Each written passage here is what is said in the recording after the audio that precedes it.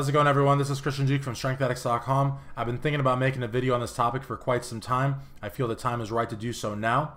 But before I get into it, I want to let everyone know, I want to be crystal clear that I'm only representing Christian Duke of StrengthAddicts.com. I am not representing the NPC, the IFBB, any promoter, any sponsor, any athlete. I am directing this message at contest prep coaches. I hope you'll give me a couple of minutes. At least I'm going to try to be brief. It's easier said than done.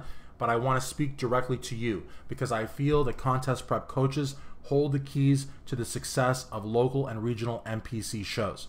Now, one of the things that really annoys me is I've seen a lot of new federations pop up. And a lot of these new federations are putting shows strategically around successful NPC events.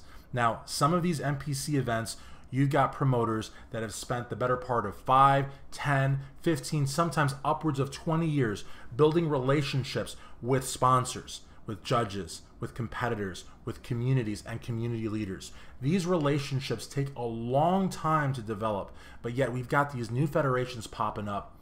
They're so new that the ink still hasn't dried on their logos, and they're putting shows all around these successful NPC shows, and they're strangling them.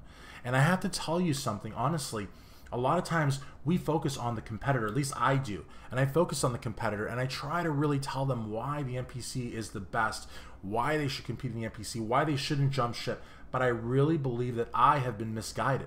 I believe that what I should be doing if I really care about the NPC and I really want to see it be successful is I have to direct myself to you, the contest prep coaches, because your clients don't look to you for guidance just on nutrition, supplementation, and training, but they look for guidance as far as what federation to compete in.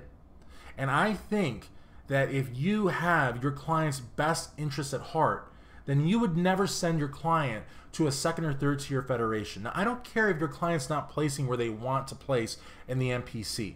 They work harder, they move up the rankings. That's what they have to do if they want a pro card. Because in the end, the goal is the IFBB pro card. The IFBB pro card is what's going to get you the money. It's what's going to get you the respect. It's what's going to get you the exposure. Because it's recognized in this state and that country and that country and that continent and around the world. Around the world we go, because we can do anything with an IFBB pro card. You go to another federation, that might not even be recognized in the next county, much less the next state, much less the next country, continent, or much less the world. So why do people go to smaller federations?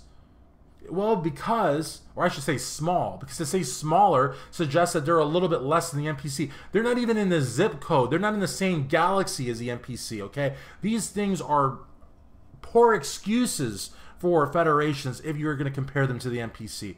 But why do people go to these federations? Well, it's people that, unfortunately, and I have to say it a lot of times, are people that are not placing, that are not winning, they're not top 3, they're not top 5, they're not top 10, they might not even be placing at an NPC show. They go to some of these federations or whatever, and not only are they placing better, but some of them are getting pro cards. It's not because these little federations want to help the athlete, make the athlete feel like a winner. It's because they see the dollar signs. They see a successful NPC event with a huge expo, with a lot of competitors, with a huge audience, with a lot of booths and sponsors, and they just see dollar signs. That's what they see. Do you think it's any coincidence that they're like literally making a circle around a successful NPC show? It's because they see dollar signs, they see money. And you guys, men and women, contest prep coaches, you are the ones that hold the keys to the success of local, regional NPC competitions. You. So if you are a coach and you've got 5, 10, a dozen, 2 dozen competitors in NPC shows, then you should be loyal to the NPC. You should push the NPC and tell your athletes, look, you will have to work harder.